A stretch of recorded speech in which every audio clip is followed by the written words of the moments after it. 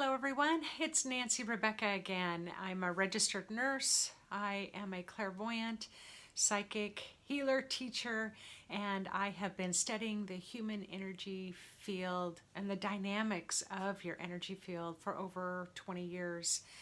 So today I'm talking about the second chakra, your sacral chakra.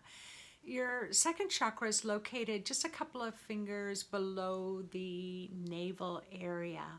So while you're listening to this video, I invite you to place your hands on that lower abdomen area, just under the navel area, and just intend to send your second chakra a little comfort. What we are going through on the planet is unprecedented. This pandemic outbreak throughout the world has everyone feeling extremely unsettled. And so in this series, as I'm talking about the energy field and how our soul kind of works with our human energy field to kind of work as a team together with our physical body, our chakras help us to do that. So you remember last week I talked about the root chakra, and if you haven't seen that one, I invite you to go back and take a listen.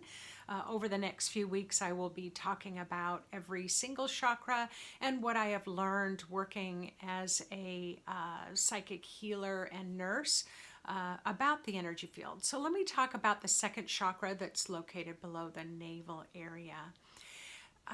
This particular chakra is a spiritual library filled with information. And again, I talked a little bit more about the dynamics of that on the root chakra.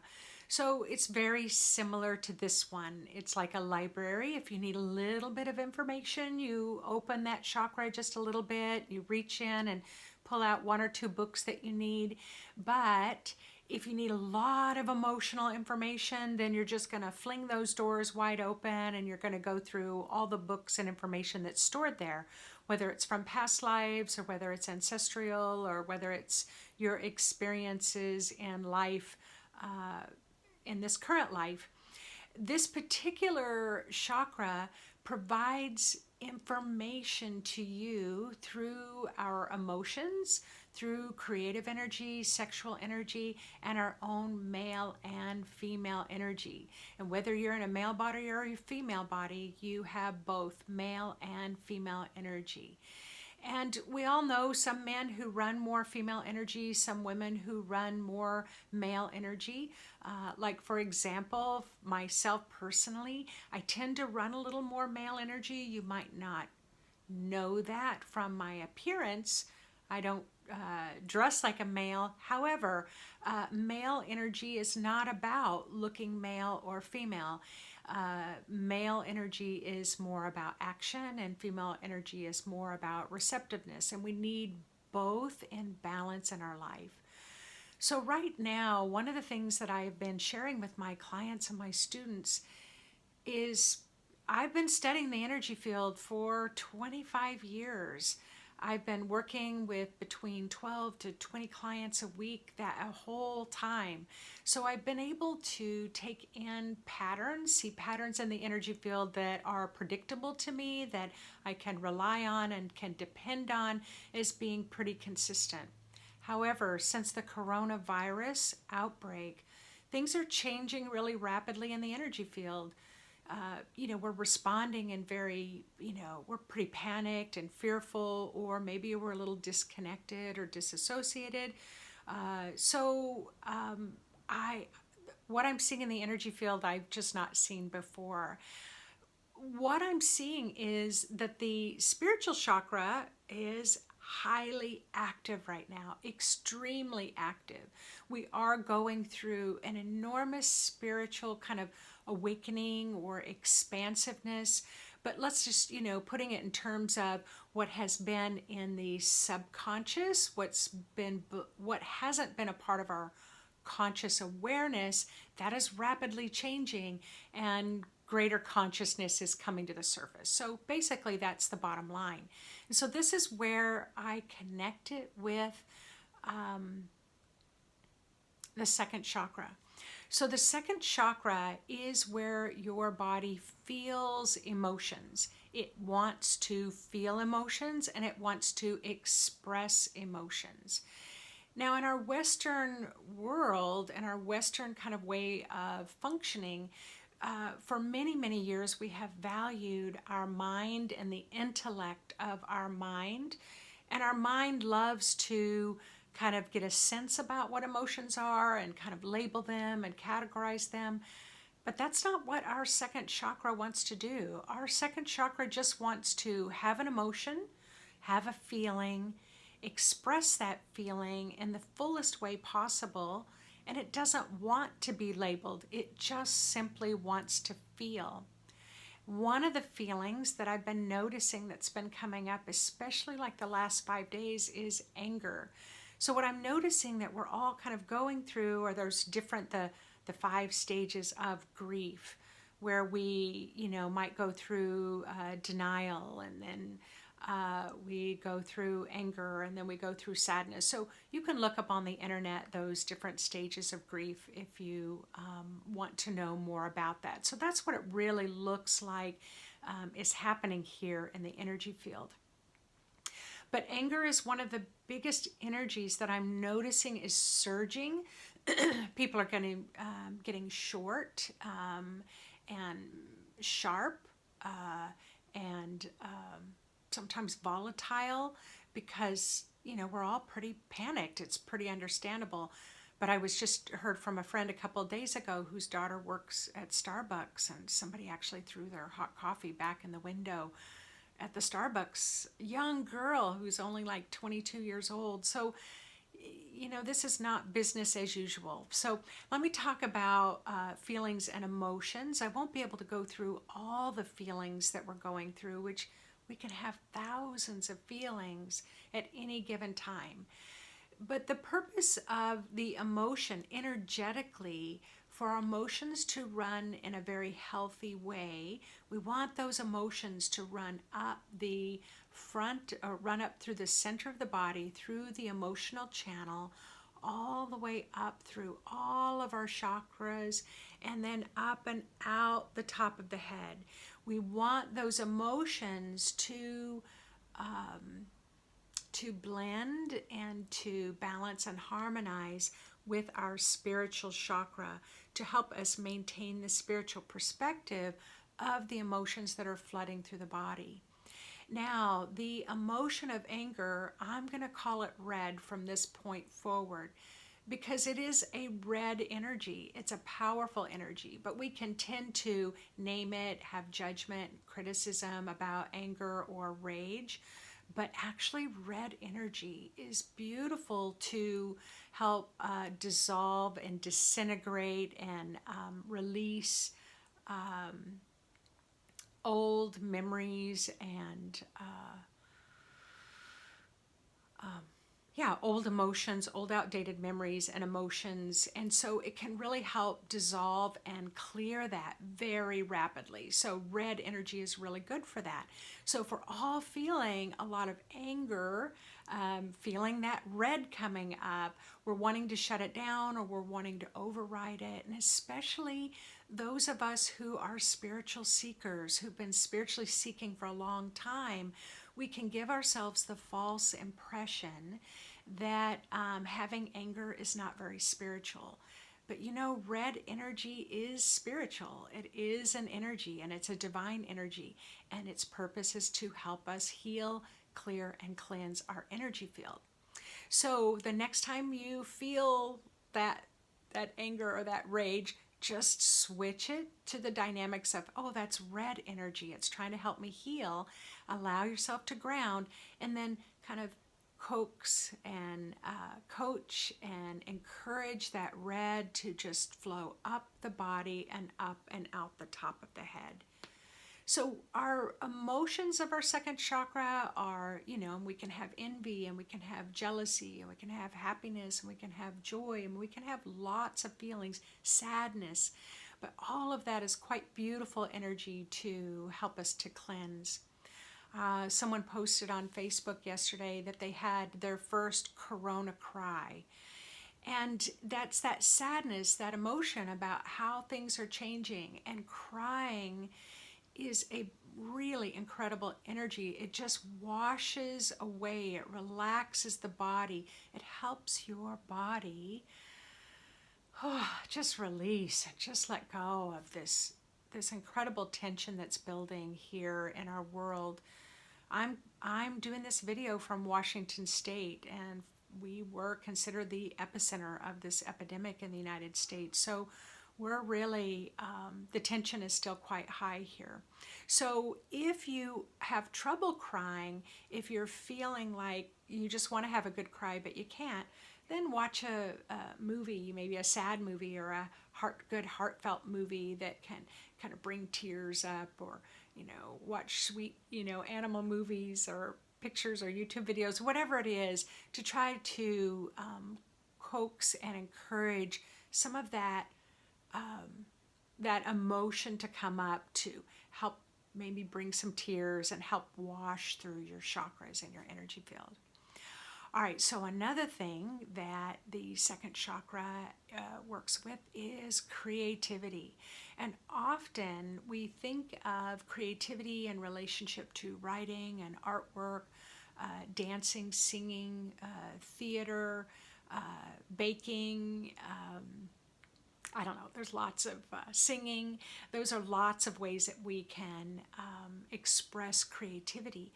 But creativity is an actual energy that we need to help us manifest what we dream and desire of on this earth. Now, I can say a month ago, before the coronavirus, how I would have thought about what I wanted to manifest and work with my creative energy to manifest is a lot different than what it is now. And so really just kind of tuning in to what you dream and desire. And often as spiritual people, we think of world peace and love.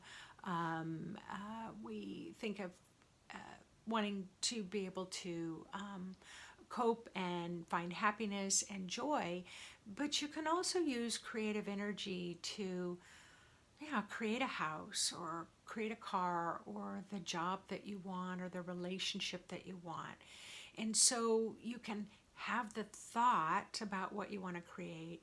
You can let your spirit know what you want to create, but you need that body energy of creativity to bathe all the cells in your energy field so you can actually create a physical manifestation. So so creativity is good for that. The other energy that is housed in this chakra is sexual energy. Now, sexual energy is an extremely high vibration and frequency. It's one of the highest vibrations that I know of. It can be very healing, cleansing, and healthy for the physical body as well. And so, yes, being intimate with a partner, being intimate with yourself, building up the surges of the sexual energy, we know that it can help the body to ground, and we know that it can help the body to relax and to feel better. But one of the things that you may not know that I discovered about sexual energy, it's a great energy to dissolve resistance. And it's interesting, when I hear someone say, stop being so resistant. Just stopping being resistant it isn't just like you can flip a switch, because resistance is a coping mechanism to help you cope. And one of the examples that I give is like, if you were a child and you were raised by maybe overprotective or over domineering parent, or maybe you lived in a place that just really had a lot of structure, maybe the only way that you had to kind of manage your life is to resist or rebel, to kind of lock down. So that's what resistant energy is. And when I've seen resistant energy around the cells in the body, it interferes with the cell's ability to be more kind of resilient and expansive, or to take in nourishment. And so sexual energy helps to dissolve resistance. So, do you need to have literal sex to be able to access this healing energy? No. Although you can, and it's enjoyable, it's a fun way to heal, but you can also just go into meditation and tap into your sexual energy in the second chakra, and then find out what color, kind of tune in to your imagination. What color is your sexual energy? And then encourage your sexual energy to flow all the way up and out the top of the head, so that your sexual energy can bond and create a unity connection with your soul consciousness. So you want to bring that up. Now, one of the assignments that I actually give my clients and students is that when they are having an orgasm, sense where the orgasm is traveling to. When the orgasm is building, is it traveling down your legs? Is it coming up your body? Is it getting caught like in the solar plexus? Is it getting stuck in the second chakra? A lot of times it gets caught right here in the throat, where you feel it come up, but it gets stuck in the throat, or maybe your head gets in the way and you're thinking too much about it, gets caught in the head. So you want that flow of the sexual energy and the orgasm to go all the way up through all the chakras and out the top of your head. So you might have to practice that a few times to get that flow going up. But just know that if you feel it blocking anywhere in the body, just let that sexual energy bathe that block of energy, intending that it's going to dissolve it. And then just over time, and it may take days, weeks, months, or even years to clear all of those blocks to the flow of your emotions, the flow of your creativity, the flow of your sexual energy. But those are some tips that you can do to help open up that flow. I talked about the emotional energy of watching a movie. I've talked about the sexual energy, about following the energy of an orgasm to help heal yourself. Creative energy, yes, do a creative project, but even if you don't feel like you're very creative, just get one of your kids' coloring books and crayons and just sit and color that. That's going to help spark that creative flow as well. All of those energies help really calm the body as we're really bringing in this high frequency spiritual energy that is in the process of trying to integrate down into our bodies. So let me now just talk a little bit before I finish up this video about male and female energy. So our female energy is much more intuitive and receptive. There could be an entire year study just on female energy and just on male energy. So I'm just going to just put it in a very simple nutshell. Female energy, receptive, intuitive. Male energy, more action-oriented and movement.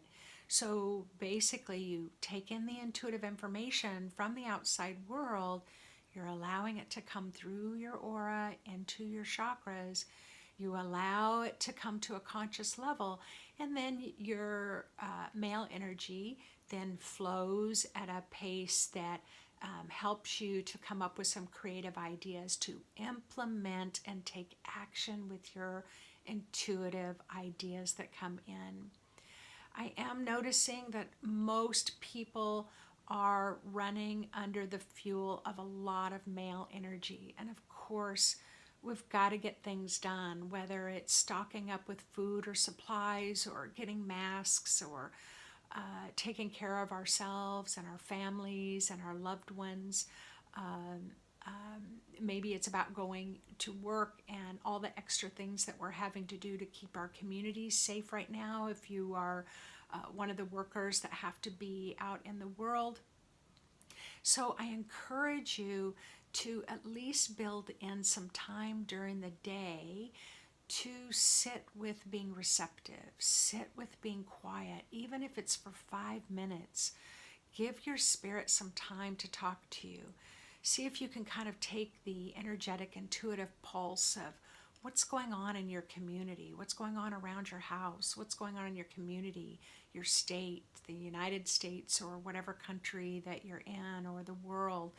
Just kind of take in that information, because even though there is fear and panic, there is this underlying kind of thread of hope. And if you aren't building in some of that quiet, receptive female energy time, then you're not able to take in those threads of hope and threads of resilience that's coming through, and those intuitive insight and wisdom and knowledge that may be coming through from your spirit to help you to know that you're going to be okay, or what kind of steps do you want to plan in your life. What are the next steps that maybe you'll need to take action about? So our second chakra, in the root chakra, I talked about, how open it is. The second chakra is quite similar. If the second chakra, the wider open it is, especially for you out there who are extremely emotionally sensitive, very empathic, the more the second chakra is open, the more sensitive you're going to be, feeling everybody's emotions that are going on right now.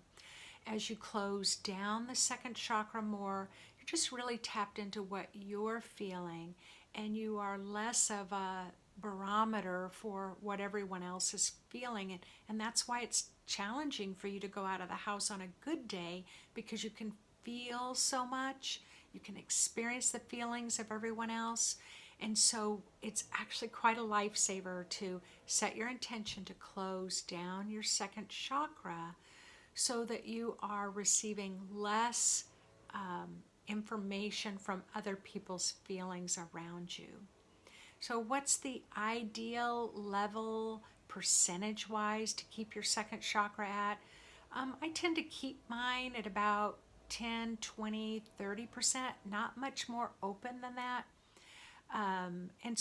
But I encourage you to play with it and see what feels best to you.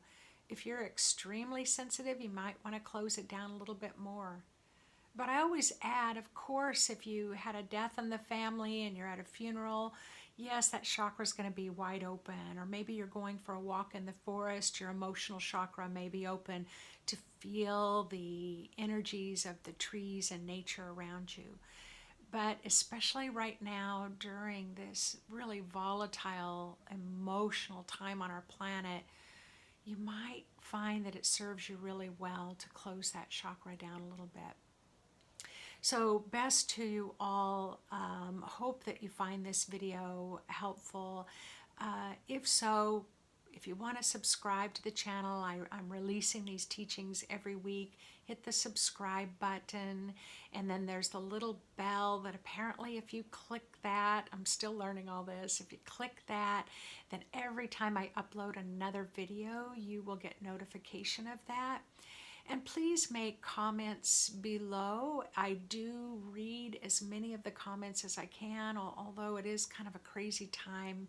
Things are moving and changing really rapidly, but when I have a breather, I like to go through and read the comments, and if I can, I would love to respond.